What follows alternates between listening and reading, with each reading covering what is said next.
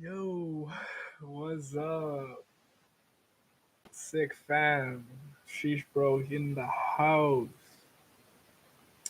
Do I look good? Surprise! Splints off. Nose looks pretty decent. It's still a little swollen, guys. It is what it is. It's gonna be swollen for a couple months. Let me just check that the audio is working. Let me go pull up my stream.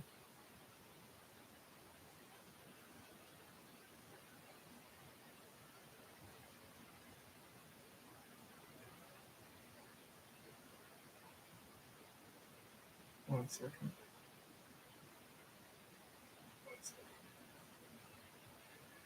Yeah, I just gotta put the mic closer, right? Hello?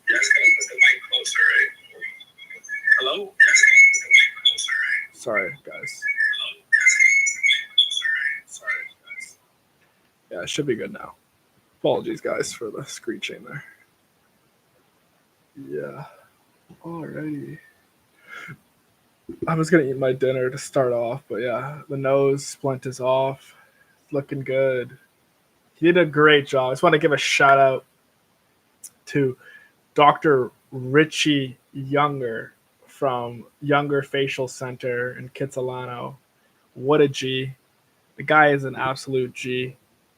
Did a phenomenal job. Look at this nose, man. My nose was a complete mess. Look how good my nose is, and it's still swollen. The guy is a legend, man. He's so funny. He loves Lionel Messi. He hates Ronaldo. So if there's any Ronaldo fans in the chat, unfortunately, I'm a Zlatan Ibrahimovic fan, so like we don't like Ronaldo here. You know, I respect Ronaldo for all he's done. He played for Manchester United. Ibra played for Manchester United, and Ibra doesn't even like Messi either. I was going along with Richie because it is what it is. Like Messi's probably the best player ever. He won the World Cup, seals the deal. But Dr. Richie Younger, what a guy! Like so caring, so funny. Like the experience of going like under was literally hilarious. I was about to be put under, and Dr. Richie Younger was talking with one of his nurses, and they were just talking about how he was just making up a joke saying that the nurse likes mud fighting, and like it was just like so freaking hilarious. And the nurse was like giving it back to him like, yeah, like I wrestle with doctor like on the weekends. He was saying some stupid shit like that. It was so funny, and then that's all I remember. Then I went to sleep and I woke up in the recovery room. But yeah, like what a G, honestly. The guy did a great job on my nose, and other than not being able to breathe right now, like my nose looks amazing. Got so many compliments from family members, friends, and yeah, once I'm able to breathe, it'll be awesome. And I'm so thankful that it went successful. It's straight. We don't even know if I'm gonna breathe properly, right? It's gotta stop swelling, and all the mucus and all the stuff in there has to clear. But it's very sensitive. He said that he made like 6 cuts in there from obviously doing the work. So like I can't even use the saline solution, even though I've been using the saline solution because it helps like makes it cool down and everything. So I've been using it when I'm not supposed to, but not as much. I was being careful. But yeah, that was my day. I saw Dr. Richie Younger again today. Took off the splint, so that was good. And yeah, so yeah, I'm gonna eat. Like all my food is cold now. It is what it is. Doing ASMR. Brussels sprouts. Nice and cold. Want some eggplant?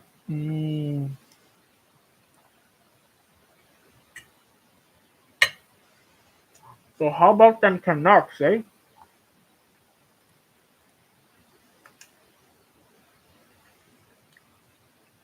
So unfortunately, I was at my grandparents' house, And my grandpa doesn't like the Canucks. He's more of a CNN guy, so he's been watching CNN the entire time. So yeah, you can obviously tell that which way he swings politically. Who watches CNN? Let's be real. In 2024, but so I wasn't watching the Canucks, but I had it on my phone, the score, and they were up 2-0 at like first period, and they were up 3-0. What was the final score? I don't even know what the final score was. 4-1. Okay, cool. 50 wins. That's good. First in the Pacific. Nice. Clinched it. So what does that even mean? Like, who are they playing? I heard that from family members they're playing Nashville, most likely. Is that how it works? They play the Central Division 4th place team? I don't know hockey, man. I'm the biggest bandwagoner. I'm not sure with how this works. I thought they play like the 4th position in the Pacific, which is LA Kings, no? And that's going down to the wire. Like there's like 1 point separating LA Kings and Golden Knights.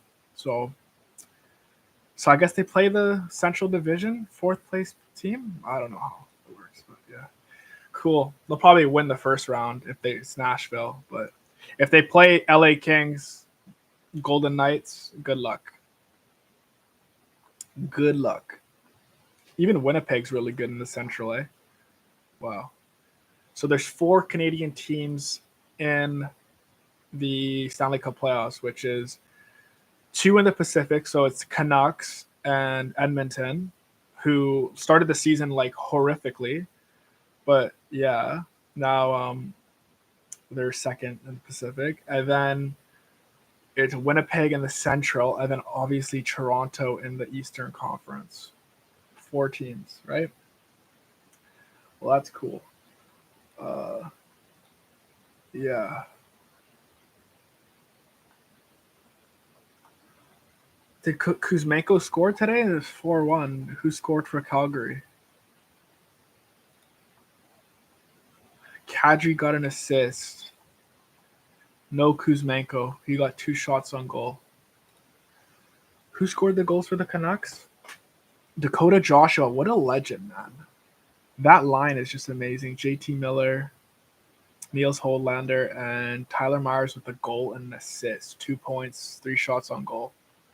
Man of the match. They don't even call it match in hockey. It's what, game? Player of the game? Thatcher Demko is back in goal. He only allowed 1 goal on 40 shots. 0.97 save percentage that game. Pretty good. As long as he's not injured, the Canucks are looking good. Scary moment for the Canucks there. Jacob Markstrom had 31 saves against, but conceded 4.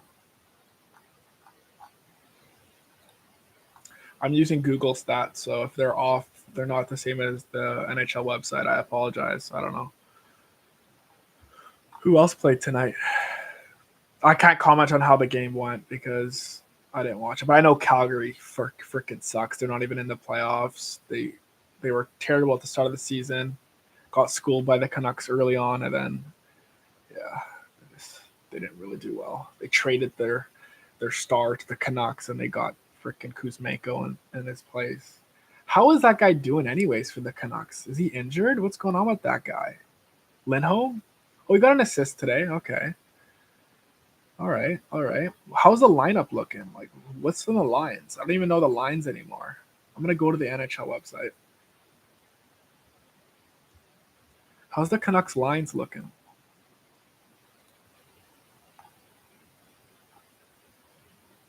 Let me check chat. I don't think there's anybody in here. Yeah, there's nobody in here. I'm just talking to myself. How do you check? I don't even know this stuff, man. I don't know hockey, man. How do you check the lines?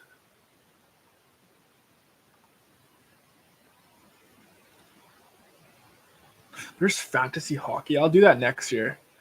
I only do fantasy Premier League and Champions League, which was today.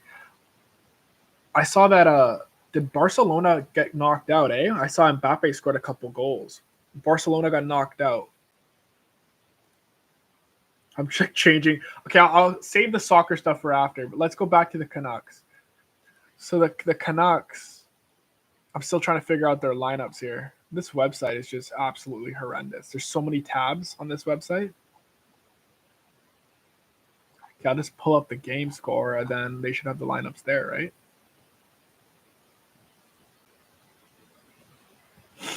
Oh, my nose. If I do sniffle into the mic, I apologize, guys. Just my nose is absolutely like stuffed, and I can't breathe. So.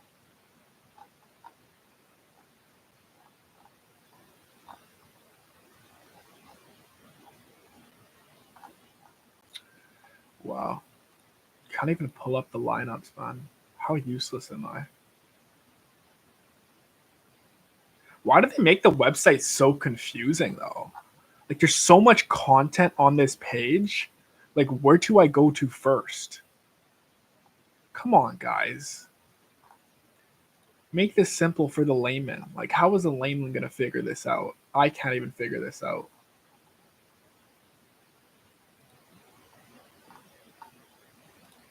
You literally got to go on like their Instagram and look at the lineups just before they post before the game. Why can't I see the lineups, man? I literally got to go to the schedule, to the standings, and then pick out the Canucks from the standings. It should be easy, their first place. And then you go to their page, and then you can go to the team. Wow. Oh, the roster now. Here we go. Oh, it's not even in order either, man. What? They have it in the organized based on position. No, man. I want to see the lineup. The lineup they played today, man. This is so stupid.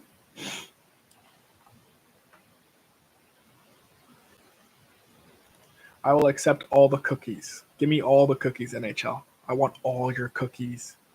Give me the cookies.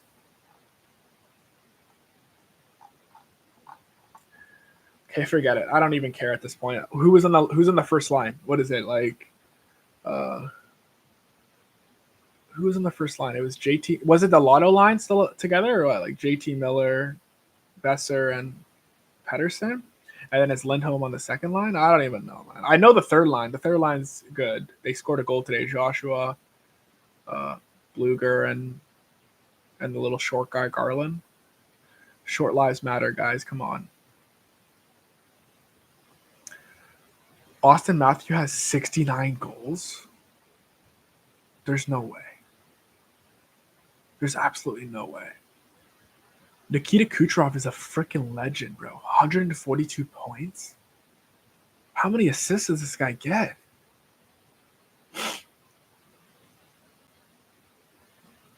Demko's in the top 5 for goals against. It's pretty decent. Wow, the Florida goalie is pretty good. I'm speaking soccer terms. And then Alexander Georgiev for the Colorado has the most wins. Cool. I'm gonna listen to Rick Tockett's post game. Actually, it's 7 minutes. Never mind. I'll listen to Quinn Hughes. Let's watch this. You won't be able to hear it, but I'm gonna listen to it in my headphones.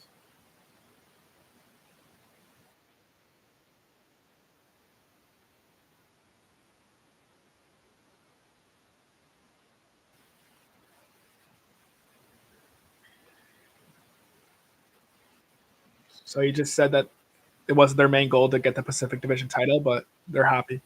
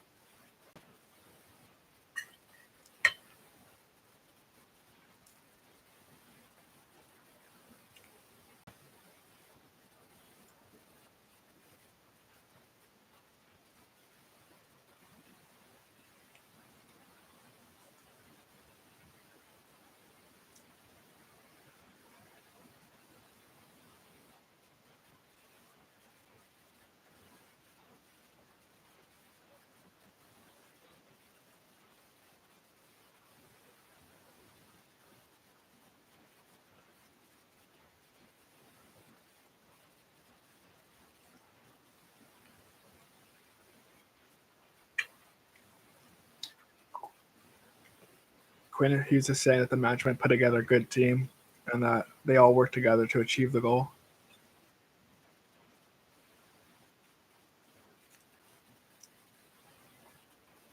Then he's saying how shit Calgary is and that they're a useless team. I'm just joking.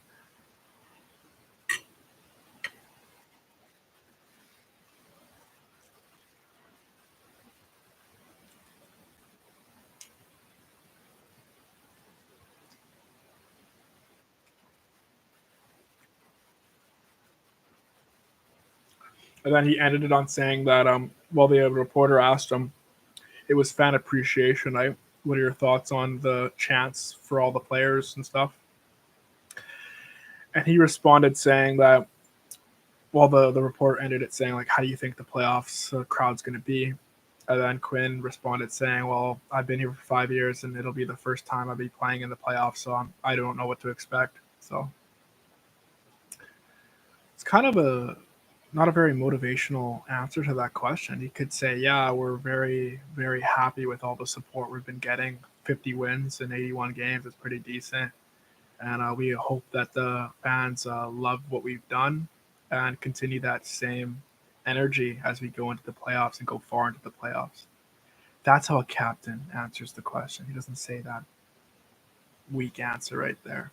You got to motivate your fan base. You got to motivate your team. You are the captain. I know you're young, but come on, man. I know you're American, but like, come on, bro. You got to love the Canadian fans. Let's go, bro. His nose is fucked. Sorry for my language, but the end of the video stopped on his nose. He's a hockey player, but like his nose, he needs a fucking nose job too, bro. Definitely has a deviated septum. But he's a great player. What a phenomenal player. The guy has great stick handling, great movement. I can't even skate, so it's for me to say that, like, I'm not shitting on him, but like for me to say that, like, he has an attitude, he just didn't answer the question right. He's probably tired, long game, probably got hit a couple times, tripped. Who knows? I didn't watch the game, but maybe I'll go watch a playoff game. Who knows? Haven't been to a game in a while. Probably pre-pandemic.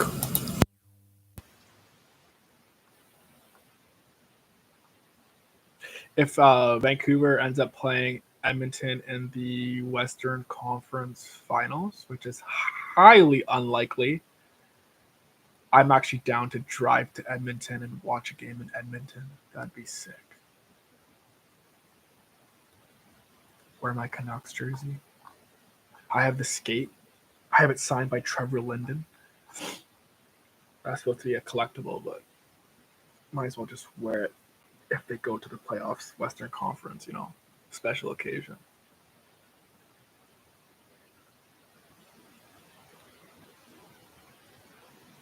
My posture, I'm looking back at the live stream, my posture's just shite. Okay, I'm going to put away these Brussels sprouts and eggplants, kind of warm them up, but I'm kind of full. I'm going to eat this salad and eat this banana.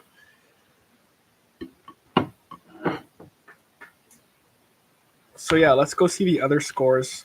So like I remember the other day that like the Vegas Knights were in fourth.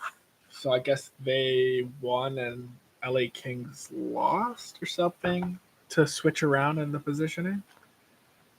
Let's see.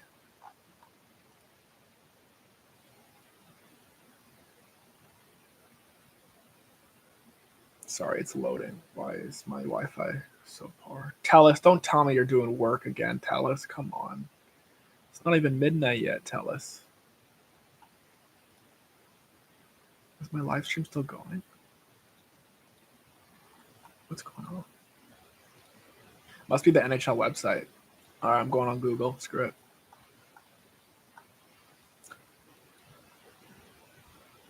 We're going on Google for the scores. All right. The Golden Knights won tonight, so that makes sense. They popped back into third place. But did LA Kings play yesterday? Yeah, they played yesterday. They lost, so that makes exact sense for what I was saying. See, I kind of know my stuff. But there's still one more game left for each of them, so who did they play and who did they play, right? So LA Kings play the Blackhawks, and the Blackhawks are Eastern Conference Chicago. And what position are they in? They're in freaking last place with Connor Bedard. They're not even in the Eastern. They're in Central Division. Chicago is Central. Interesting. All right. So they're going to win that game, clearly.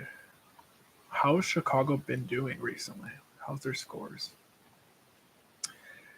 They just lost the Golden Knights. They just lost the Hurricanes. They just lost the Nashville Blues, Wild. They're on a 5-game losing streak. Their last win was against Stars, April 6th, which was 10 days ago. Good luck. Yeah. It's looking like LA Kings might pop back into third place in the Pacific. Let's see who's... Oh, never mind. Wow. And then we got the Golden Knights playing the Ducks, which are absolutely horrid in second last. Not as bad as the Sharks, but just as bad. Like, what's up with California teams, man? But we love the Ducks. You know why we love the Ducks? We love the Ducks. 1 second. You know why we love the Ducks, guys? We love the Ducks because of this guy. I found this card on our street randomly. I was walking to the bus stop like last year. I found this card. Rookie card. Look at this card. It's not even anything special, but you know, I like the Anaheim Ducks for this reason.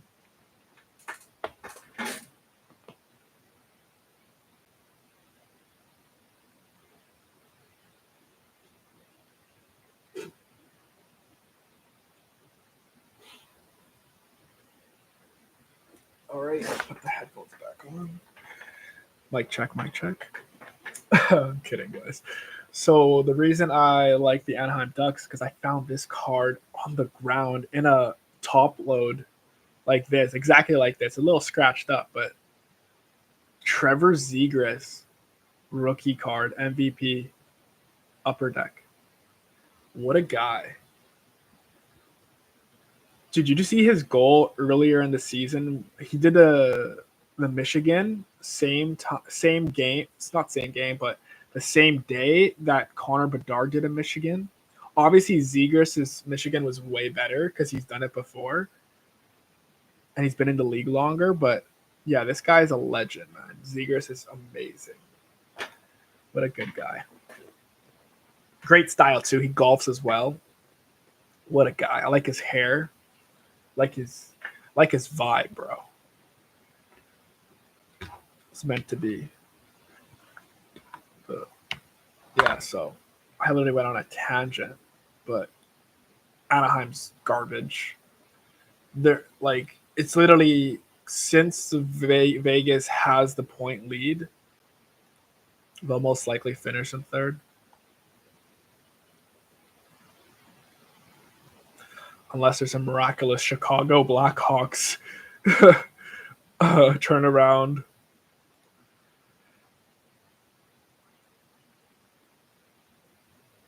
Or Anaheim turnaround, which is very, very unlikely.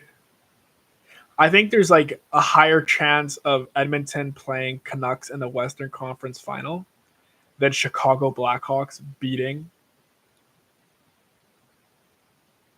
LA Kings. I'm being like totally honest with you. There's no chance. They're minus 110 goal difference. That is laughable. But Sharks are even worse. Sharks are 146. Yikes. All right, and what about the other parts of the league? How did everybody else do today? Sorry, I'm backing up on Google here. 1 second.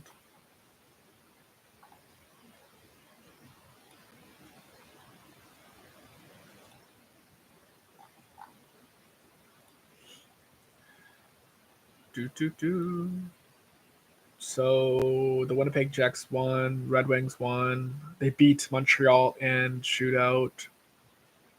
Senators won, Toronto lost.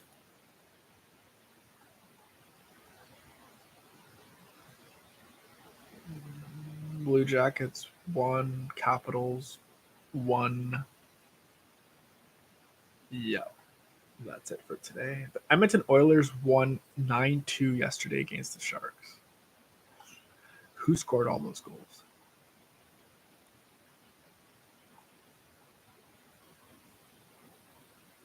Oh, they shared it all around, eh? McDavid got one. Hyman got one. Perry got one. Perry's still playing, eh? Oh, what a guy. What a legend. Warren Foegele got two. Bouchard got one. Holloway. Max Holloway? No. Dylan Holloway scored one, got 2 assists. And Henry got 1 goal and 2 assists as well.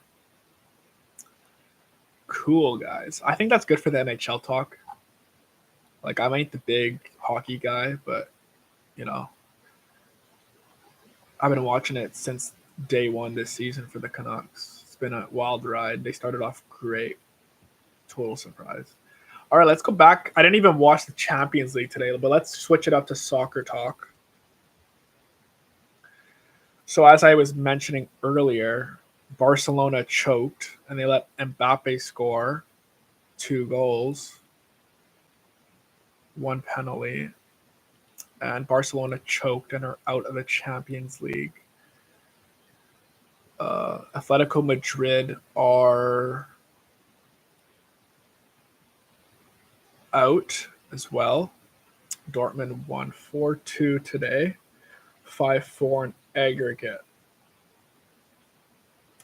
So in the semifinals is Paris Saint-Germain with Mbappe and Hakimi, and as well as Dortmund with who's on Dortmund? Like Brandt, Sancho. Oh my gosh. Hummels is still there. Emery Chan. Well, that's nice. That draw is going to be interesting. So, is there any conflicts of interest with the draws? There's German, French. Oh, if Bayern Munich wins tomorrow, then there's some conflict there. So then it's automatically Bayern would play. Oh, they would do a draw, but Bayern would play one of the other teams and not Dortmund, right? Is that still how it works? They can't play Dortmund because they're both German. And yeah, Paris Saint-Germain would have free range of all the other teams because there's no other French teams in there. Manchester City tomorrow. It's 3-3 on aggregate with Real Madrid. Bayern's 2-2 with Arsenal. Both English teams are playing tomorrow. It's going to be interesting. I'm gonna go watch that game. 12 p.m. Both at 12 p.m. noon Pacific Standard Time. Who knows? I might go to my barbershop, go watch it there with the guys there. If I'm out the house, might as well. How's the weather tomorrow? Is Diaco in? I think Diaco's on vacation. I'll still go. Yeah, Diaco's on vacation. It's good weather tomorrow, though. So, yeah, I'm going to go probably watch it with the guys there. Probably get them food and stuff. Sorry, guys. My nose. My nose. Let me just check the YouTube one more time to make sure it's sounding okay. I'm going to try to play it over here.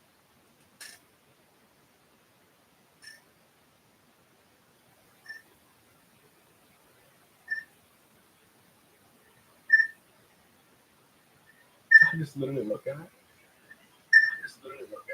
Okay. Hello, check. Okay. Hello, check. Okay. Hello, check. Okay. Yeah, it's pretty good mic, you know. It's good quality mic. I got to make sure I'm speaking into it. I am on like an angle, like it's not centered. I don't want it to take up the camera. It's just my webcam laptop, so I got to like practice doing that. But my nose, look at my nose. Like my nose is just look at this beautiful nose. I am so freaking happy. It was worth the money. Very expensive, but it was worth the money. We got nobody in chat, no messages in chat, but it is what it is, guys. Like we only have like not even 150 subscribers, so you know we'll get there. We'll get there. Like it's not gonna happen overnight. Just like that Max Holloway, that reel that I shared last night. Like there's gonna be a lot of ups and downs, more downs than ups. It's like success is like not like this. Success is like 1 step, 2 steps down, 2 steps up, 3 steps down. That's success. Nothing comes easy, and I'm here for the long haul. I'm here to make it. I'm here to sell shoes. I'm here to build this brand. I'm here to build Sheesh Bros. I'm here for sick fam. You know, I'm all in right now. You know, I'm recovering from my nose injury. Nose injury. A nice nose job, rhinoplasty, but I'm all in, bro. Let's eat some banana. Let's eat some banana. ASMR.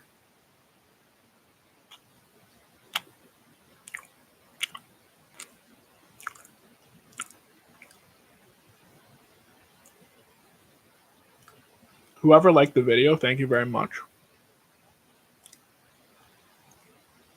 Thank you very much. I appreciate it. We're 30 minutes in. Good chat. Good chat. We finished the Canucks. We just started soccer talk. I didn't even watch the highlights, guys. Like, I'm so busy. I didn't even watch hockey highlights, soccer highlights. But tomorrow matters. Like, we got to watch Foden. We got to watch Holland. Is Kevin De Bruyne injured? Like, is this guy playing or what? We got to watch Starboy, you know, Saka. Got to watch Harry Kane. Can Harry Kane score more goals against Arsenal? That's the question. Make a record. Wait, is Arsenal home? Who's home? Bayern is home tomorrow. Oh, that's not good for her. That's right, because Harry Kane scored last week or the 2 weeks ago or whatever, and he set a record for like the most goals scored at the Arsenal ground or whatever. And then Manchester City's home as well. Interesting. So that favors the German team and that favors Manchester City for their separate games. It's like the Etihad, like good luck Real Madrid. Didn't they play them in the finals last year, the Etihad, and they won it at the Etihad? It's like literally a remake of the last year's finals in the quarters here. 3-3 in aggregate. Interesting. It's gonna come down to a magical player that's gonna score a magical goal. Honestly, just like Rodri did for the final there. Can Manchester City win the Champions League 2 years in a row? I honestly hope they don't because, okay, cool. Like, Ibra played for Manchester United. But the reason I hate Manchester City is because Ibra hates Pep. And Pep is a wonderful coach. Like, he accomplished so much at Barcelona, tiki-taka, all those Champions Leagues, the leagues, league titles, cup titles, Copa del Rey stuff, you know, all that stuff. I don't know the stuff, terminology, but and then he went to Germany, dominated in Germany, brought the tiki-taka there with those players, came to Manchester City, won the title like so many years in a row, finally broke through and won the Champions League. But like, you gotta admit, and that's what one of his like pitfalls that people like pick at, is that he just has always a good team. Like, he had the best player in the world at Barcelona. He had Lewandowski in his prime at Bayern Munich, as well as other players that were really good, such as Muller when Muller was playing really well, and everybody else. They had the best goalkeeper in the world, Neuer, at the time. Then he comes to Manchester City and he has, like, you know, Abu Dhabi money, right? So he's won it all because he's had the good teams, right? And you could say that for any good coach. Like, Sir Alex Ferguson had great funds at Manchester United, but he kind of like, he's more of a player's coach. Pep is more of like, he has favorites. That's why he didn't get along with Ibra. Like, I was telling someone the other day, like, I was telling Dr. Richie Younger about it. Samuel Eto'o was traded to Inter Milan in exchange for Zlatan Ibrahimovic, who went to Barcelona. That was the trade. Because Eto'o was not getting along with Pep Guardiola. So Eto'o went to Italy. Killed it in Italy as well. Ibra went to the Spanish champions in return. He went there, and I think that season they didn't win the league for the first time in a while. And They won the Champions League the year before. Ibra went there, played half a season, was being benched by Pep. They didn't win the Champions League or whatever. And then the next year they won the Champions League. So like Ibra was like literally in and out, but between the seasons that they didn't win stuff. So Ibra was so unlucky. So that's why I feel for Ibra. He never won a Champions League. He never, like broke through. And like I read his book and like I read the testimony from his agent. Rest in peace, Mino Raiola. But Pep is just Pep. It's the same thing with Rick Tocchet and Kuzmenko and the hockey, right? Like they didn't get along. Kuzmenko is a goal scorer. Ibra is a goal scorer. Like it's just when personalities clash, then you can't carry on. Now Kuzmenko went to Calgary. He's scoring goals again. He's happy, I think. I don't know. I'm not a Calgary Flames fan, but it looks like he's happy. He only went a province over. And Ibra left Barcelona, and he was happy. He went back to Inter. He went back to Inter. He went back to Milan, AC Milan. What a great transfer! That's what got me on Ibra. Like I was in Mexico, and I bought a Barcelona jersey because Ibra was at Barcelona, and I was supporting him at Inter. But then he got traded to Barcelona mid-season, so then I got a Barcelona jersey in Mexico. I still have that jersey. It doesn't have Ibra's name on the back, but I got it in Mexico at a store there.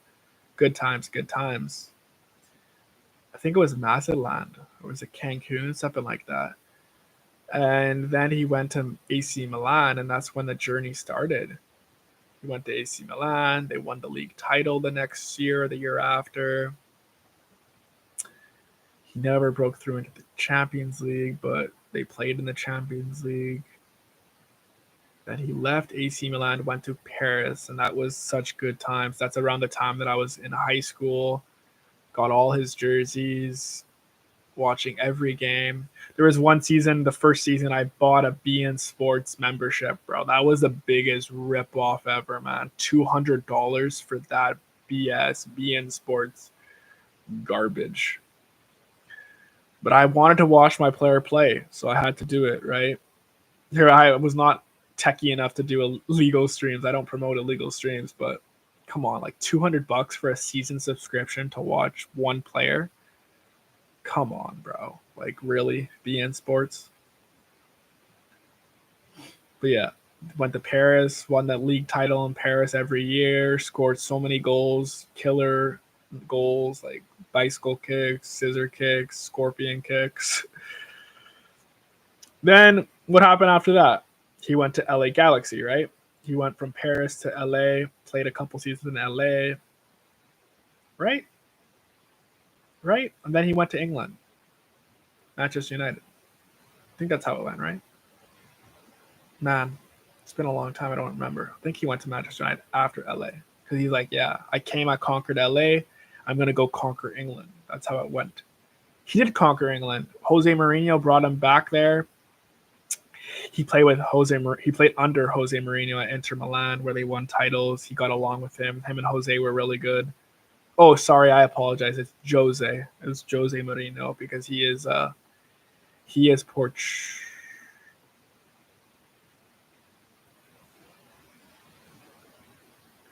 Oh, I don't even know if it's pronounced. I don't even know. Whatever. I don't want to butcher it anymore. I don't even know how to say his name anymore. I can't remember. It's been a long time coming, but whatever. Mourinho. He was with Mourinho. Because like in Mexico they say Jose. No, in Mexico it's Spanish, so they say Jose. In Portuguese it's Jose, so it's Jose Mourinho. Yeah, that's right. So he played under Jose Mourinho, and then he went to Manchester United. They won the Europa League together, even though Ibra was injured, but he helped the team get to that Europa League final. He deserved that Europa League. So he did win a European title, even though it was a lesser one. He never won the World Cup. He represented Sweden. He never won the Euros. He represented Sweden. It'll be crazy if Haaland and Odegaard and the other supporting characters help Norway win a Euro. They have a better chance. Do they have a better chance of winning the Euro? Yeah, because they rarely qualify for the. Did they even qualify for the World Cup? It's far away. The World Cup just happened. But speaking of World Cup, the next World Cup's in Canada. I want to probably go watch a game. I don't know. I type in Norway World Cup and it brings me to the women's team. Come on, man.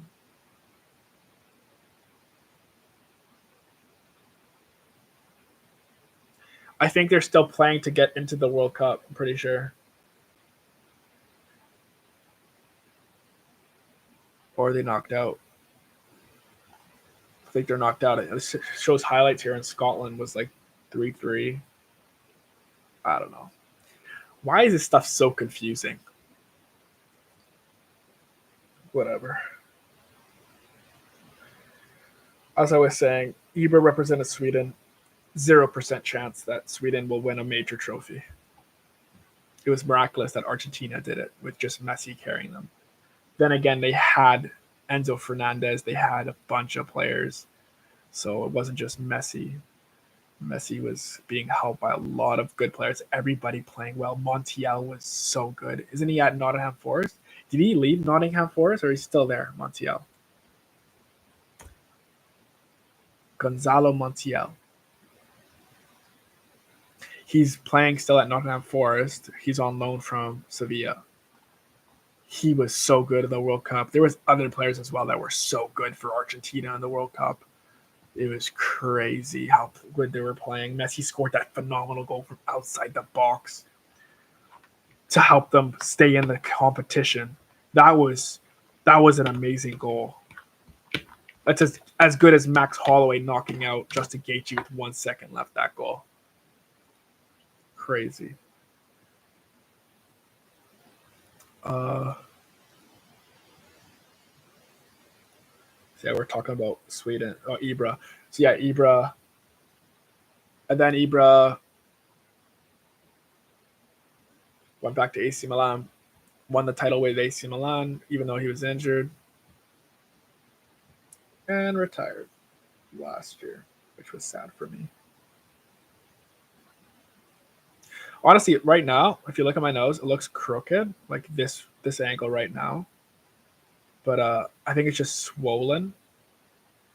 It should straighten out, and plus, like the camera on my laptop, I don't know. I guess internally it's like crooked, so I gotta like turn my head this way to straighten me out. But yeah, like right now it looks crooked, but in person it looks really good. Like it's not going to be symmetrical. It can't be because my nose was crooked, and he's not going to reconstruct the entire nose. So my nose was pushed over to so it's like opposite this side, right? So he straightened it out as much as he could. He rebroke it, and you can see that this side maybe is a little bit more on this side than this side, but it's very straight. He did a great job, So I mean, complaining. Shout out to Dr. Richie Younger. What a comedian. Guy is so funny. Let me just check my messages 1 sec. My phone's gonna die.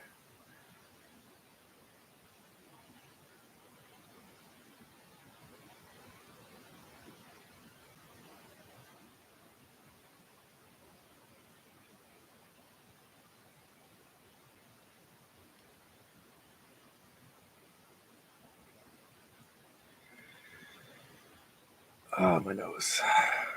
Gotta eat this salad. Let me just eat this salad. It's all getting rancid here.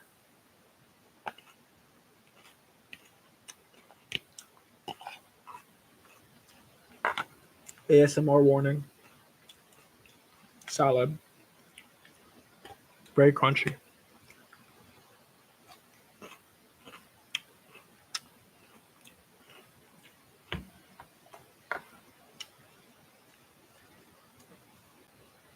Mixing some banana here.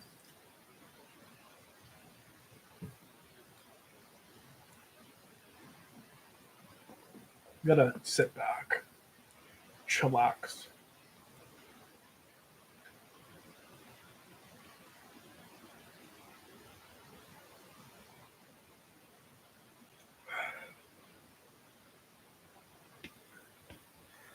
Let me just talk more about Pep Guardiola. Let's shit on him some more.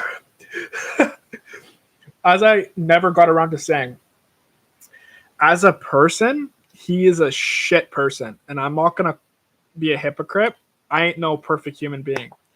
But as a person, the man picks favorites. The man not only had problems with Ibrahimovic, he had problems with Eto'o. He had problems recently with João Cancelo. We don't know the behind the scenes, but like the fact that he has issues with many players speaks to his character more than all the other people. They can't all be the problem. Right? And like those are just three people that I know off the top of my head.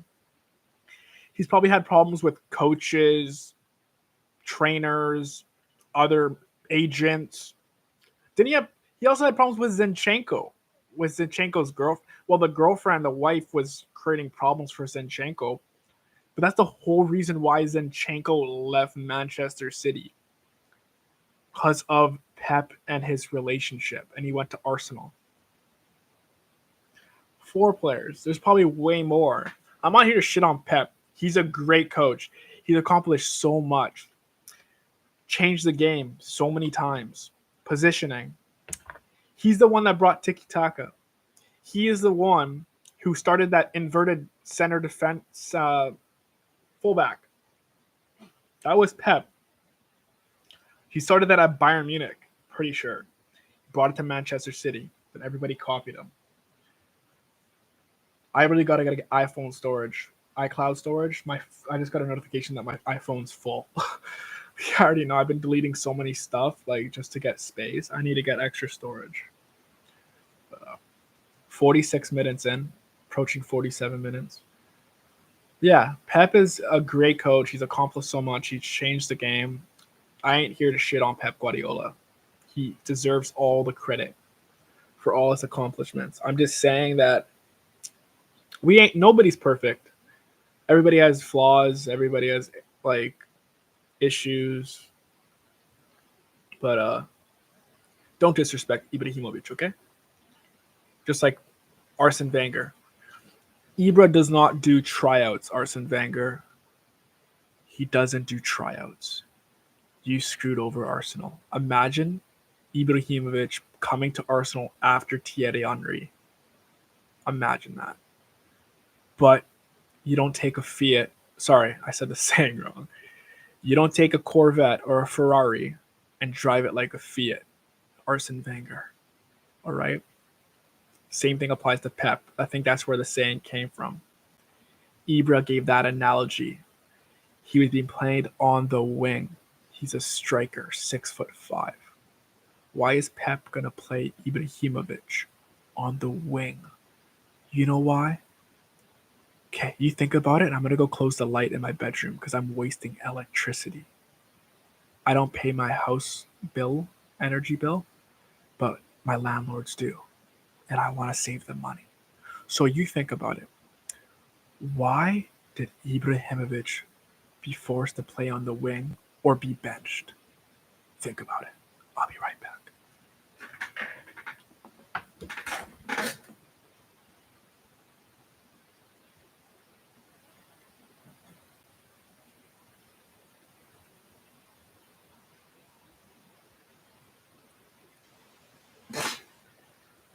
All right, you've had 10 seconds to think about it. The answer will be revealed right now. Because of Lionel Messi. He whined to Pep and said, Pep, I'm the star of this team.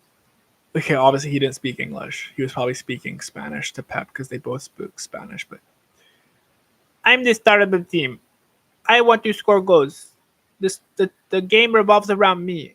I want to play center. Push the 6'5" tall man, Swedish with the big nose to the left side. Okay? Please? Or I'm going to leave Barcelona. I'm going to leave and go to Real Madrid. He didn't say that, but I'm going to leave and go elsewhere. This is my boyhood club. Push him to the wing or I leave. Pep listened to his little baby. Ibra, who was transferred to Barcelona from upper management to play center, was forced to play wing because the coach wanted to make Messi happy. And of course, it's all about optics. They don't want to lose their best player in the world, the boyhood club player. It's got to appease the fans, the fan base, the owners. They want to win trophies. If Messi threatens you, you might want to listen to the threat, you know. So, move along, Ibra. You were just transferred here half a season ago. Go to the wing. Ibra left after that season. I think did he leave halfway through the season or he left at the end of the season? Pretty sure. I don't know the exact details. I was like young and I have not reread the book. I have no time, as you can tell. I didn't even watch the hockey and soccer games today. I have zero time to do anything. So yeah, that's enough soccer. If you want my prediction, I haven't even been watching like English Premier League. I know that Haaland scored a couple goals. Foden scored a hat trick, I think, last game against Luton, right? I think. So Manchester City are scoring goals, but last week or 2 weeks ago, they conceded goals against Real Madrid. It was 3-3 on aggregate, right? So they're playing at home. Highly unlikely, though, they're going to keep a clean sheet. They're leaking goals when they're playing against higher level competition. So it would not be, I would say, like, if I'm going to put a bet on, I don't bet anymore. I do not bet on soccer, period. I may bet on UFC, but soccer, it just ruins the fun. Same with UFC. Like, imagine you're betting on a fighter and then, like, he gets submitted, like, in 10 seconds. Like, that's, like, the worst nightmare. Or, like, he gets knocked out because he got hit on the chin. Like, he didn't see it, just like Justin Gaethje. Like, betting on sports is not fun. It ruins the experience. Maybe if you're with friends and then you're drinking a couple and then you're like, oh, like, you don't care. Like, the thing is, like, if you're going to bet, like, it should be money that you're okay with losing. If you're okay with losing it, then it's cool. But like when I was betting, like I was like, I care about this money.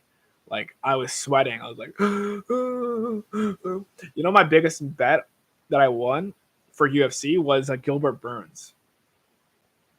Yeah, Gilbert Burns. He was a legend. I think he beat, who did he beat? He beat someone, but I've won 2 bets on Gilbert Burns and I've won 2 bets on Rafael Fiziev. Those guys are legends. I love those guys. My biggest loss from betting UFC, which actually was my last bet ever because I stopped betting. I bet like 500, $600 on freaking Brian Ortega to beat Alex Volkanovski. And this was just after Alex Volkanovski beat Max the second time.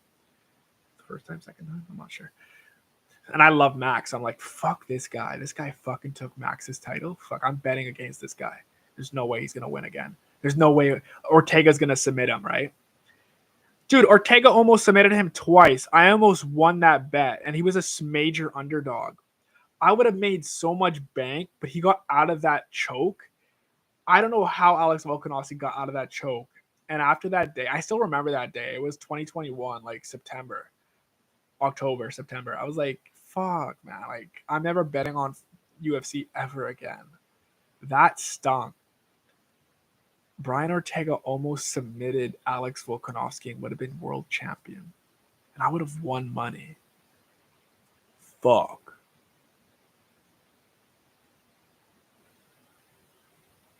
Whatever. I'm glad. Like, Alex Volkanovski, yeah, he's cheap so much, like, but I'm glad he lost to Poirier. That was a crazy fight. I was watching that downtown at the sports bar at across from the Rogers Arena, but that was a crazy fight as well. Killer knockout. Oh, it hurts my nose.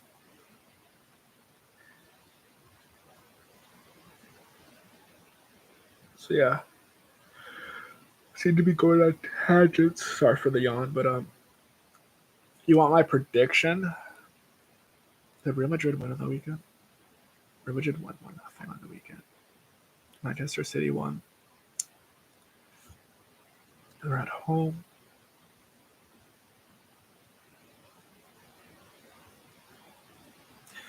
I don't know. I'm just feeling that Manchester City are going to choke this time around. Because, like, is Bellingham still playing? I think Bellingham's not injured anymore, right? He's playing. That guy's the difference maker right there. Valverde.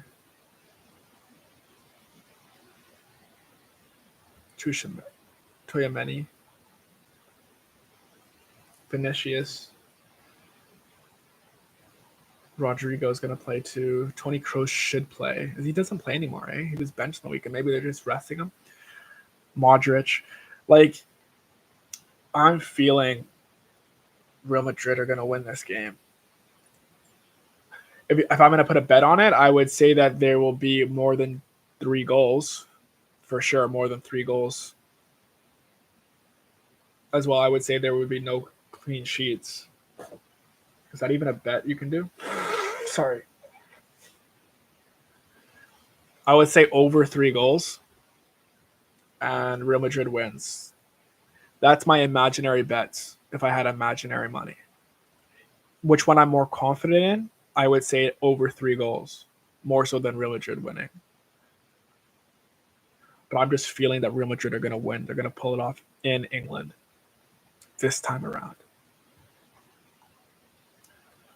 All right, and then the other quarterfinal tomorrow is tied 2-2 on aggregate. It's Bayern Munich versus Arsenal. Wow, the win probability on Google is pretty split. Bayern Munich is home. They have Harry Kane. Bayern Munich won 2-0 on the weekend. Arsenal won what did they win, 5-0 on the weekend? Oh, they lost the weekend. That's not good for Arsenal. They lost on the weekend to Aston Villa. Bayern Munich won. Thomas Muller scored.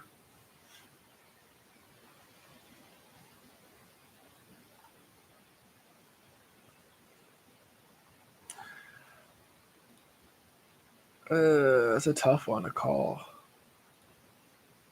They're in Germany. Allianz Arena. Yeah, I'm going to feel that, Bayern Munich is going to go through as well. That's going to suck for Arsenal, for the Gooners, the Gooner fans, Gooner Nation. Oh, I'm going to watch Arsenal TV after that. That would suck because their main goal is to win Champions League. Obviously, they want to win the league, but they're so close to the Champions League. They have a good team.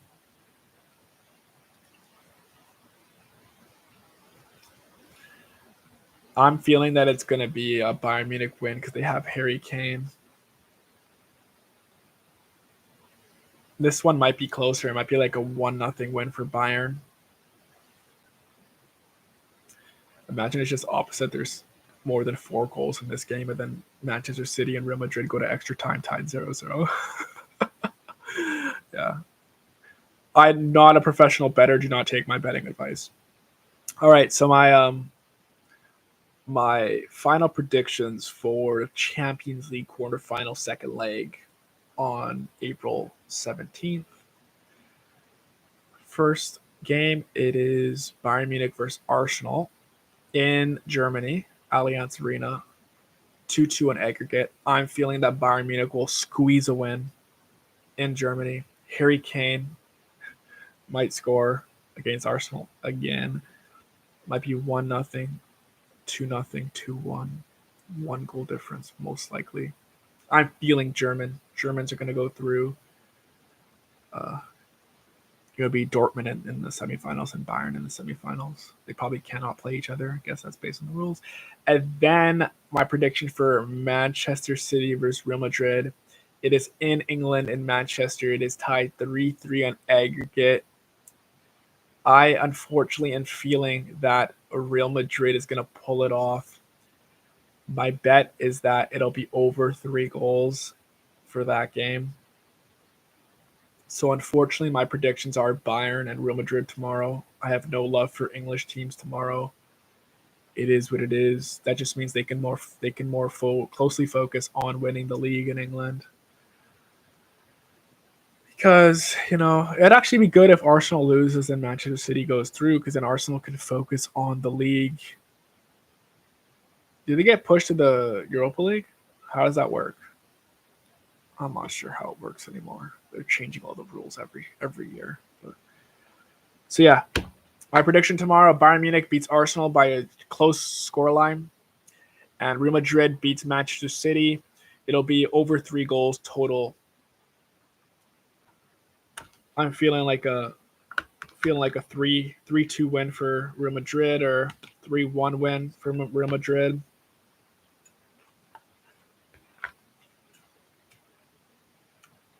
Which is totally against Google's odds of win probability in 90 minutes. They have Manchester City at 60%, Real Madrid at 19%. I guess just because they're reigning champions, they're in England, right? I don't know. When you have Bellingham, you can do magical things, right? So that's enough soccer talk. All right, soccer's done. We're an hour into the stream. Wow. Probably not going to go much longer. What else are we going to talk about now? We talked about the Canucks. Talked about soccer, UFC. I haven't watched any podcasts. I haven't watched any news. I haven't watched any feedback. All I've watched is Dana White's press conference, and I've watched a little bit of Ariel Helwani's podcast on the Monday. Little bit. Not even anything. Not even any substance. Mostly Dana White. I'm going to break down Dana White's presser. So he said that he lives for, the whole reason he started the business was for holy shit moments. And that Max Holloway knockout was a holy shit moment. I agree with that. Holy shit moment. In retrospect, in the live stream, I did say that Joe made a statement. Joe Rogan, he said that that's probably one of the greatest knockouts he's ever seen, given like the situation and the timing and the stakes. And in retrospect, I think I said no, like, Joe, that's a big statement. I think it was a fair statement to make because nobody believed in Max. Max does not have knockout power from what people say. He has great boxing. Best boxer in the UFC, baby. Bless Express. But yeah, he doesn't usually knock out people. He does volume. So when he landed that overhand right on Justin's chin, sheesh. Shockwave around the world. They felt it in Hawaii.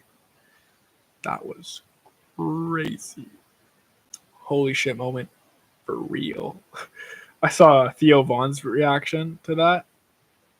I saw, what's his name?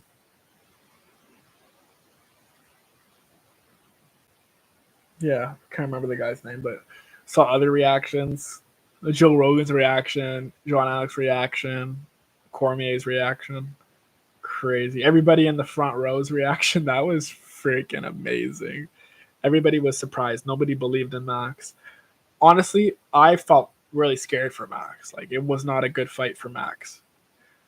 But Justin had a lot to lose, as Max pointed out. Max had nothing to lose. Nobody thought that he would win that fight.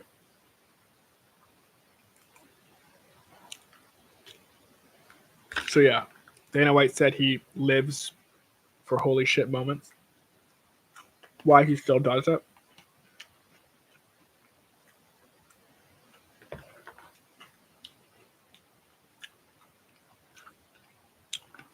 What else did he say? And this is all from my memory.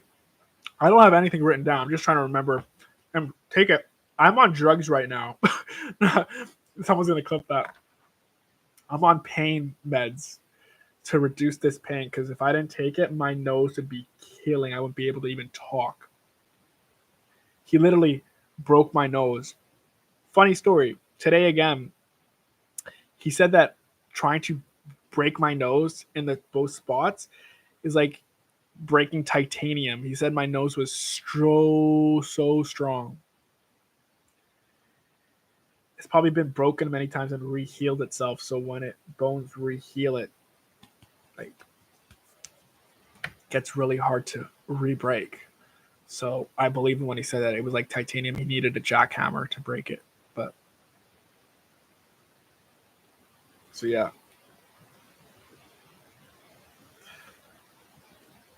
What was I going at? I'm so tired. Oh, I'm on pain meds. Yeah. So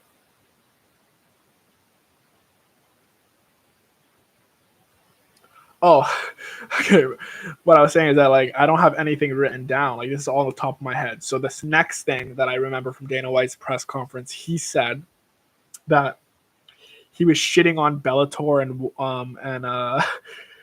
Bellator and PFL, saying that they were selling if you buy 2 tickets you get 2 for free or something like that. That was freaking hilarious. They need a new marketing person.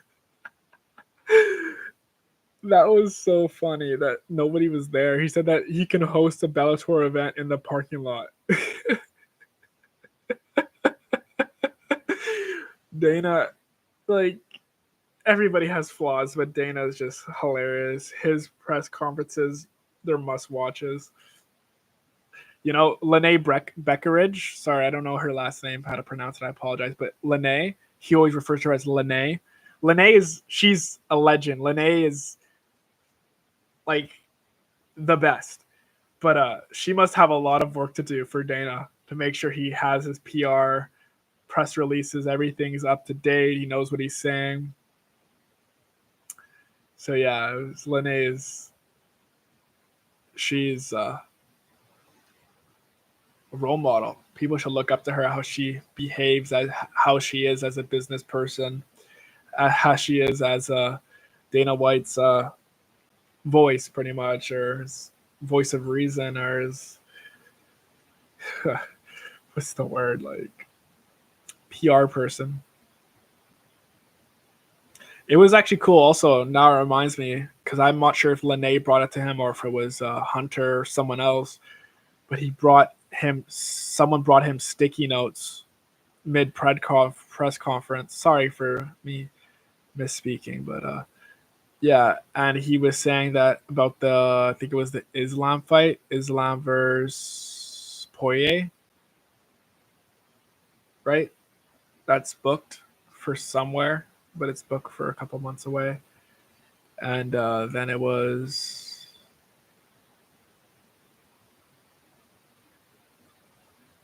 I don't know the other fight that was booked. I'm not sure what the other fight that was booked, but I think it was the heavyweight. No, wasn't it Tom Aspinall versus? I don't know, whatever. And then he said something about going to Manchester. They're going to go to Manchester, which is most likely going to be Leon Edwards. It'll be most likely Leon Edwards versus Bilal. If Bilal doesn't get this title shot, shout out to John Anik, the Anik and Florian podcast, to Bully B, to Jason Anik. If Bully B, remember the name, Bilal Muhammad, does not get this title shot, this is the biggest crime in UFC history. Up there with Tony Ferguson not getting his undisputed title shot. Just give Bilal the title shot. Ramadan's over. Please give him the title shot in Manchester. Leon Edwards versus Bilal. He has the opportunity. He'll fight anywhere, any place, anytime. He fought Gilbert Burns on short notice. That was a good fight. Okay, I think Gilbert was injured right away, or he brought an injury into the fight. I think he broke something like in the first round. But Bilal still dominated him. Bilal has a major win streak. He has that no contest in there from Leon the first time. It's a rematch. Make the fight. Shout out to John Anik and Kenny Florian.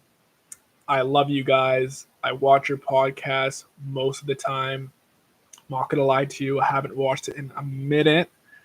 Been busy, but when I was in university, when I wanted to wind down, I'd watch Anakin Florian podcast, the Ray Longo Minute. Shout out Ray Longo. What a great podcast. Giving your flowers because you guys deserve it. Bully B and Jason Anik. I like the new setup Jason and John have there now. I think they're doing another podcast, right? For is it football podcast or something? But yeah. Shout out to the Anik and Florian podcast. And remember the name. I love that game show. It's fun. I want to go on there one time and play the game show. I'm pretty good at that game. I always play. I always shout out my TBA right below. But yeah. Please give Bilal Muhammad the title shot. And like it's has something to do with politics. I give two about politics, man.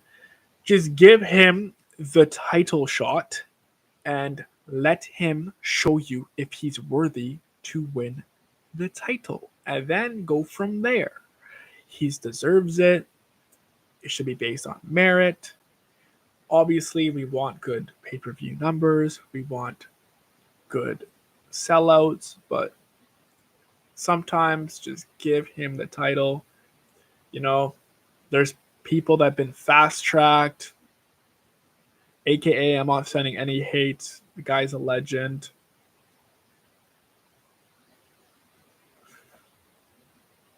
Alex, he was given a title shot, second fight in this division, and now he's defended the title twice, right? Twice? One time? I think he's defended it once now, I think.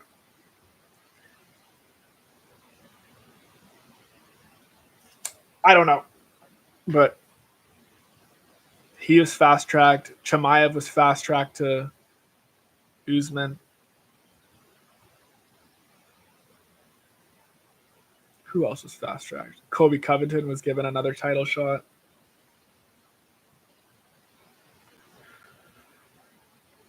John Jones, obviously, he's the GOAT.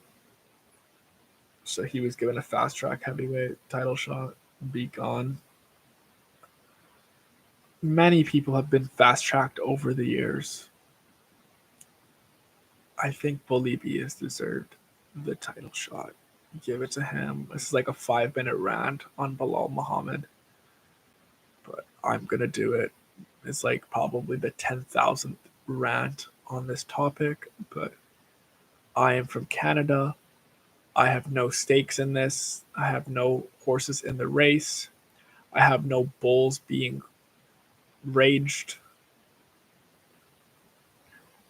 Please give Bilal Muhammad the title shot in Manchester. It'll be a great fight in whatever arena they do. It'll probably be what arena would they do in Manchester? Because the big one in London is like, would they do the Manchester, like Old Trafford? No, they can't do that. They would do the Etihad, right? It would make sense because like Abu Dhabi, they own that. But yeah, I'm not sure. They probably do the Etihad Stadium, Manchester City's home base. But kind of sucks for Leon though, because Leon's not from Manchester. He's from like London, no, like near London, right? Oh. But yeah, what other highlights from Dana White's press conference?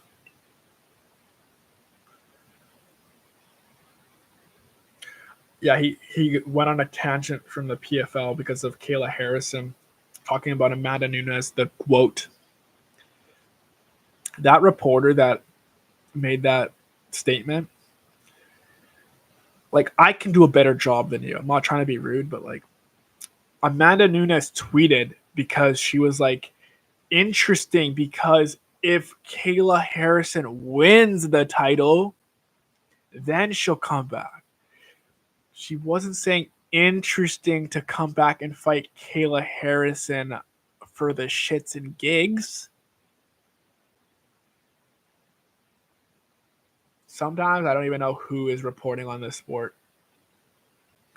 Dana White pointed it out. Like, he made it clear to her that, like, you don't know anything. Amanda Nunes is coming back if Kayla Harrison wins the undisputed title.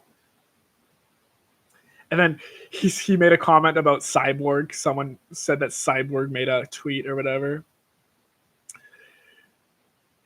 And Dana just like sideswiped that. He's like, really? Okie dokie. On to the next one.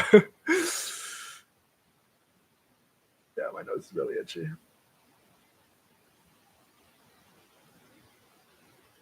Well, Lene must have like a field day when Dana does those press conferences. She's probably like, what's gonna happen?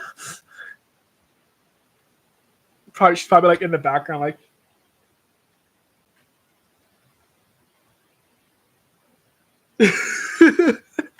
Eleanor, that'd be funny.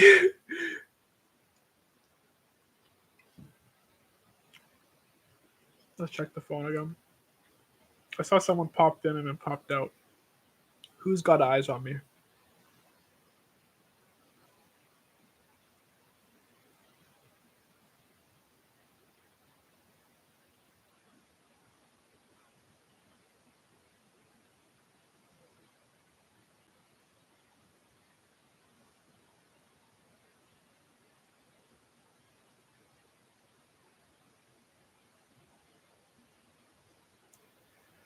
Gotta delete some videos here. My phone is like literally not even functioning anymore. There's so much storage not being freed here.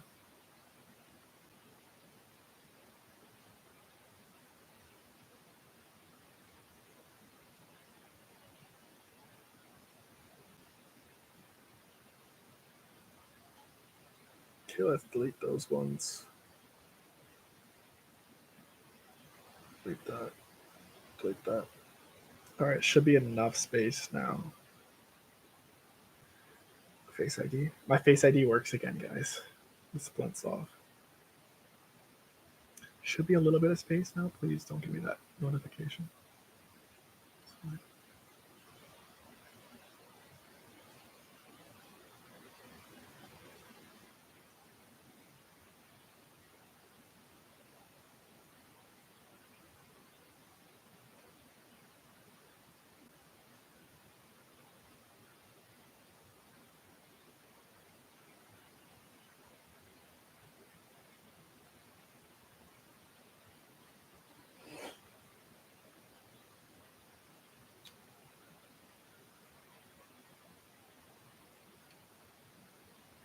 We got 3 people in here. What's going on? Oh, it's probably one of them is mine because I was on. Hey guys, sorry.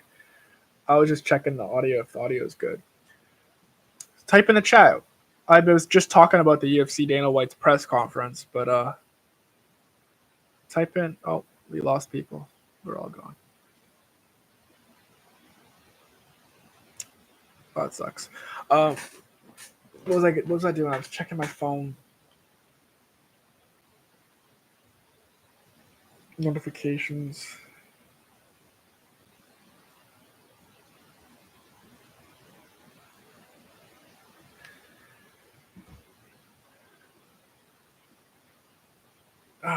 My nose hurts, guys. Check. Like the volume button at the bottom, it never goes past 2. So I don't know if that's good or bad. Maybe I shouldn't use this thing, or maybe just talking to the mic, but I don't know. I literally gotta go like this. I guess this is like for like a musician. So da, da, da, da, da.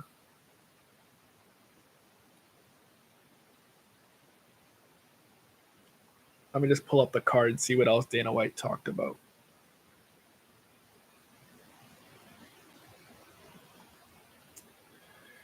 Oh, he talked about Yuri, the performance of the night from Yuri as well with Rakic. That Rakic was doing really good for a while. Yuri just put him on him.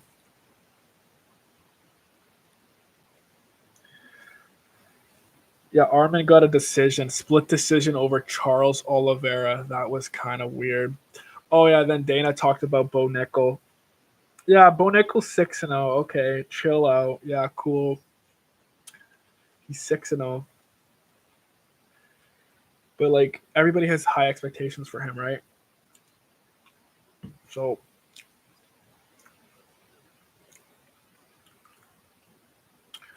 I'm gonna rant 1 second now. Unrelated to Dana White. I'm ranting about the commentators. I'm pointing out Daniel Cormier. It's mostly Daniel Cormier because Joe Rogan does chime in, but it's mostly Daniel. Daniel Cormier. Do you have something against the New England Brigade? Same with you, Joe. Can we stop shitting on Calvin Kattar? You guys were shitting on him during his fight with Aljamain. Aljamain Sterling put everybody to sleep. Okay? I'm going to shit on Aljo. Aljo, cool. You went up in weight. You manhandled Calvin Kattar. But, bro, it was kind of boring. I was on my pain meds for my nose, and I almost fell asleep. Okay? Watching you fight Aljo. Thank goodness Yuri saved the early prelim card. Because, honestly, that was horrendous. Okay? And we're going to go back to Calvin Kattar. New England Brigade with Rob Font. Sorry, guys. I'm sorry. Daniel Cormier. Stop shitting on Calvin Kattar when he's fighting. Okay? Let the man fight. Let him fight and be unbiased. Call what you see and shut the fudge up. All right? Stop chirping him. Stop shitting on him. I got to stick up for this guy because everybody's piling on this guy. Imagine this guy. He has to rewatch his fights and he has to mute the commentators. They most likely do it anyways, but he literally has to like turn it on and then mute it right away because you guys just shit on Calvin Kattar every fight. Every fight. Then we went to the Justin Gaethje and Max Holloway fight, and you're shitting on Calvin Kattar again, talking about how Max piled on 500 strikes on him. Can we chill out with the piling on Calvin Kattar? Chill out, or do you want us to talk about John Jones every time you fight Daniel Cormier? Oh, Daniel Cormier won double champ, but he lost to John Jones twice. But John Jones was on steroids. But he still lost to John Jones. Daniel Cormier. Do you want us to talk about how you cried after you were knocked out by John Jones? No, because that was a vulnerable time. A lot going on in your personal life. You just lost the title, your opportunity at getting the title from John Jones. So stop bringing up Calvin Kattar's low moments. Nobody wants to be reminded of their low moments, okay? We can take it as fuel, but stop shitting on Calvin Kattar. Please, for the love of goodness, please stop shitting on him. Let him fight. Call what you see. Be unbiased. If Aljo's putting you to sleep, say that Aljo's putting you to sleep. If Calvin Kattar is winging, like he's missing his shots, say that Calvin Kattar's missing his shots. Don't bring up that he got landed 500 strikes from Max Holloway, setting a record. Do not talk about him when someone else is fighting. Stop piling on Calvin Kattar. Let the man be. The guy just fought. He lost. Chill out. The guy lost. If you lose a fight, I think you're upset, right? Stop piling on the hate on Calvin Kattar because you just feel the fan base, the haters, everybody online to pile on. I don't want to see his social media, okay? All right. People hate Aljo. All right. People that hate Aljo are probably hating on Calvin Kattar for losing to Aljo now because you're fueling the fire, Daniel Cormier and Joe Rogan. All right. John Anik, you're an angel. You call as you see it. You're unbiased. You know Calvin Kattar. Massachusetts guys, New England Brigade. He's more respectable to Calvin and Rob Font. But like, please, for the love of God, stop shitting on Calvin Kattar. I feel secondhand embarrassment for you, and I feel secondhand bad empathy for Calvin Kattar. I feel embarrassment, the fact that you got to shit on this guy. He just lost a fight, and you're talking about him after Max knocked out Justin Gaethje. Can we talk about Max knocking out Justin Gaethje and not bring up Calvin Kattar? Please, one favor. Stop talking about Calvin Kattar. If you want to talk about Calvin Kattar, make sure it's in a positive light. The guy just lost a fight. He's had his ups and downs. Everybody is human. Daniel Cormier, you've had your ups and downs. Joe Rogan, you've had your ups and downs. Please have some empathy. Have a heart. Let Calvin Kattar be. Let him rest. Let him heal. Don't talk shit about him after he's fought and he's lost. He's upset. He's tired. Of course, it wasn't the best fight. Aljo drowned him. Aljo was making him fall asleep as well. Aljo was putting everybody to sleep. And like, I ain't shitting on Aljo. This is common knowledge. Even Dana White says that Aljo isn't the most entertaining fighter, and Aljo admits it too. All right, we love Ray Longo. We love the corner. We love Marab. But Aljo, you can get the win, but you're not going to be selling pay-per-views. All right, you lost to If You Are What You Say You Are, a superstar. You lost to him. Go off into the sunset. You're a champion. You got that Oscar. Okay, I'm not piling on. That was shit. When people are shitting on Aljamain Sterling for the Oscar stuff, that was people need to get a life because they're shitting on someone who's accomplished way more than you'll ever accomplish. Aljo won it fair and square. Petr Yan doesn't know how to fight, and he landed an illegal strike, and Aljo was injured. Fair and square. They did the rematch, and Aljo showed him who's boss. We're not hating on anybody here. Aljo showed him. Aljo won. Aljo defended the belt. Aljo lost to Sean O'Malley, Sugar, and that's it. But I'm saying it out as it is. Aljamain, you put us all to sleep at UFC 300. Honestly, I'm going to look at the card right now. I'm not shitting on you, Aljo. Let's look at the card. Okay, Bo Nickel was good. Armin was a little boring, but like it wasn't actually. I take that back. Armin and Charles was not boring. It was a stupid decision. Armin won that handily. It was not a split decision. I don't know what that judge is seeing. He must be a Brazilian fan. He must be Brazilian.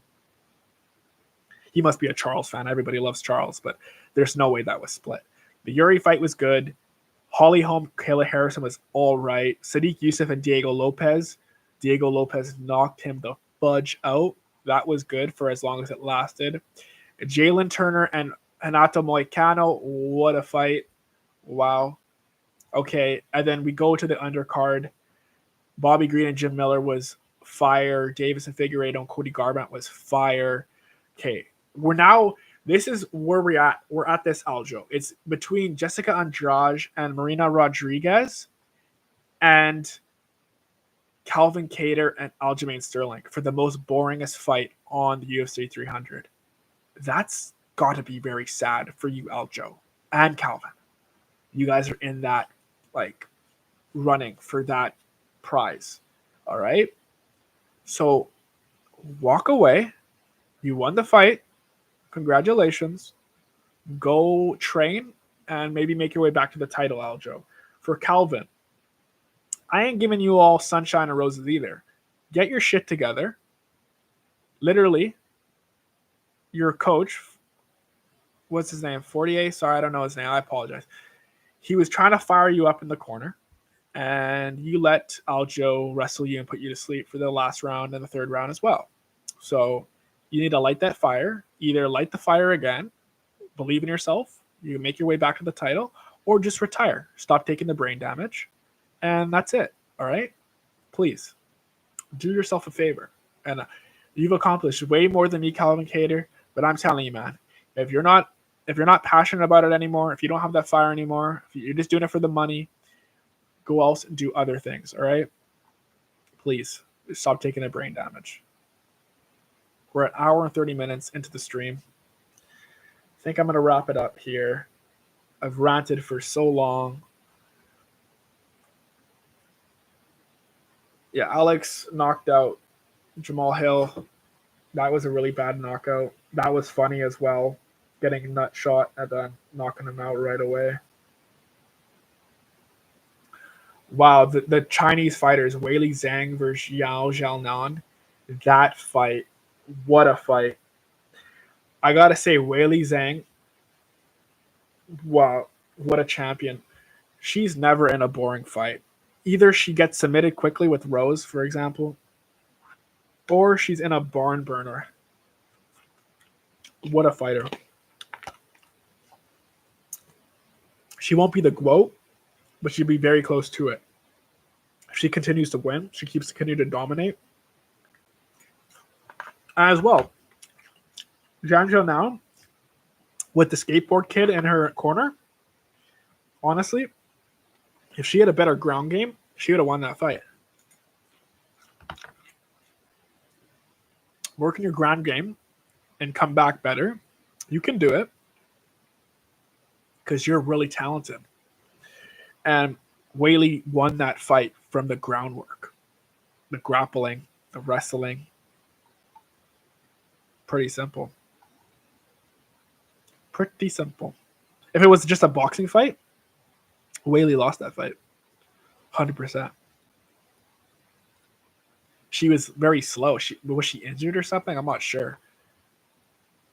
And as well, we didn't even point out that Max Holloway spinning kick into Justin Gaethje's nose in the end of the first round. That was the defining moment in that fight. If that didn't land, the fight goes a different way. 1,000%. I bet the house on it that the fight goes a different way if Justin Gaethje's nose was not broken at the end of round 1. The thing is, Max did that kick. He landed that kick. And that's how it goes. Anything can happen in a fight. You don't know what's going to happen. It's unpredictable. That's why I would never bet on any fight ever again, because anything, literally anything can happen. Literally anything. Alex Pereira got nut-shotted and literally 15 seconds later knocks out Jamal Hill after being nut-shotted. No break, nothing. Stone cold killer. You know what I mean? Like any degenerate would say, oh, he got nut-shotted. Let me go put a bet that it's going to go over 1.5 rounds. Literally, he gets nut-shotted. There's no break. There's no stop in the clock, right? He continues, and he knocks him the fuck out. Imagine that degenerate that placed that bet.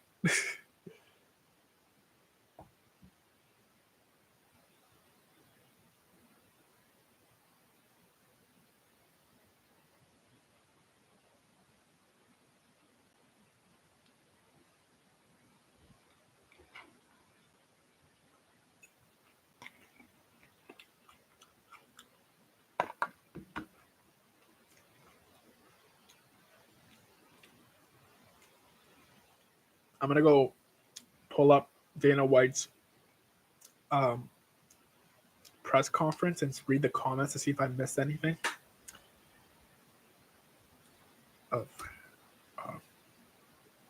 I'll do it on my phone actually, so I don't screw this up.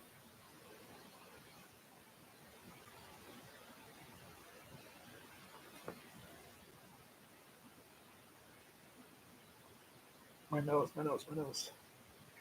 Sorry, oh yeah, it was the third largest gate in history, UFC history. That was pretty sick. It's very fitting that it's UFC 300 and it's the third largest gate. Obviously, Connor has the first, but someone said this is probably the happiest Dana has ever been at the post-fight presser since Chuck beat Tito. I'm gonna read these comments; these are funny. Dustin versus Islam and Connor versus Chandler. We eating good, ladies and gentlemen. These are all the top comments. Justin, wake up. Hey, bro, I got you to 300K bonus, max. Yuri is an absolute savage, practically letting a massive Alexander hit him, then just going in for the kill. Commentary was throwing him to the wolves, and I swear that dude is built different. UFC 300 felt like a literal movie in real life. Just the Max fight felt like a movie.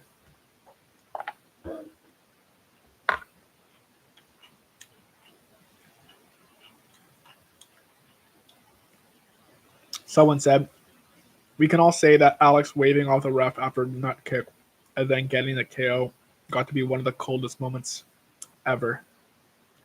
I agree with that. If you saw it in a movie, you'd call bullshit on it, is really the perfect way to describe what happened. And that's in reference to Max knocking out Justin with 1 second left.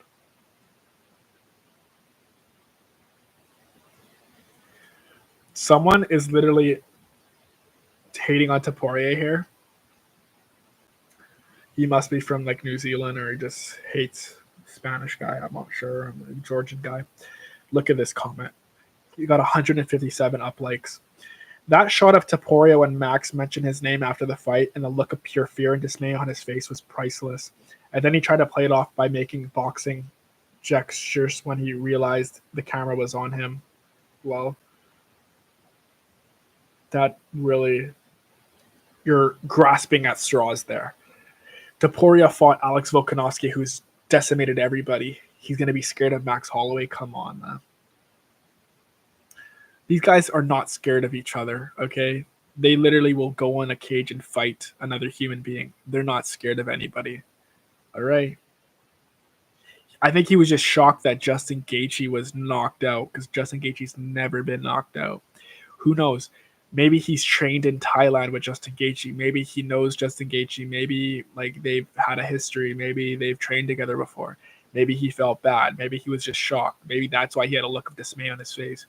It wasn't because he was scared of Max Holloway. And believe me, I love Max.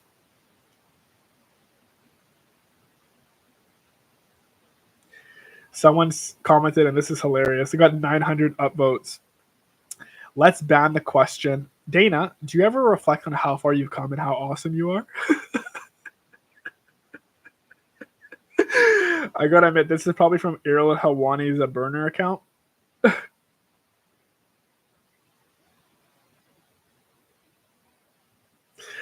Oh my god, that moment from the presser as well. I'm gonna end it on this because it was absolutely hilarious. When Sarzukian walked out,